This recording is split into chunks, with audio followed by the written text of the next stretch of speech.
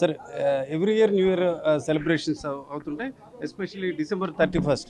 అంటే కేవలం వైజాగ్ సిటీ పీపులే కాకుండా డిఫరెంట్ పీపుల్ నుంచి కూడా వచ్చే పరిస్థితి. లా అండ్ ఆర్డర్కి సంబంధించి కానీ ట్రాఫిక్ సంబంధించి ఎట్లాంటి చర్యలు తీసుకుంటాం?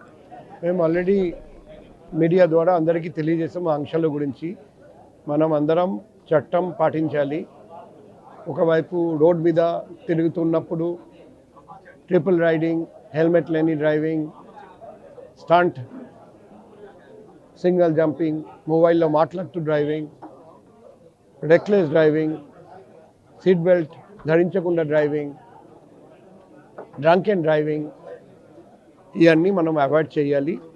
అదే మాదిరిగా ఈవెంట్ ఆర్గనైజ్ చేయాలంటే పోలీస్ నుండి ఖచ్చితంగా రాతపూర్వకంగా పర్మిషన్ తీసుకోండి. పోలీస్ వాళ్ళు కొన్ని రెస్ట్రిక్షన్స్ రాతపూర్వకంగా మీకు తెలియజేస్తారండి, అవన్నీ మీరు పాటించాలి. ఎక్కడైనా నేరం జరిగితే లేకపోతే నేరం జరుగుతుందని మీకు అనిపిస్తే వెంటనే లోకల్ పోలీస్ స్టేషన్ కానీ 112 కానీ నా పర్సనల్ కాంటాక్ట్ నెంబర్ 7995095799కి కాంటాక్ట్ చేయండి. ఎక్కడైనా ఈవెంట్ ఆర్గనైజ్ చేయాలంటే లోపల పార్కింగ్ స్పేస్ సఫిషియెంట్గా ఉండాలి. కెపాసిటీకి మించి ఎక్కువ పాసెస్ కానీ టికెట్స్ ఇవ్వకూడదు కానీ అమ్మకూడదు. సఫిషియెంట్ నెంబర్ ఎమర్జెన్సీ ఎగ్జిట్స్ ఉండాలి. Fire safety, electrical safety certificates తీసుకోవాలి.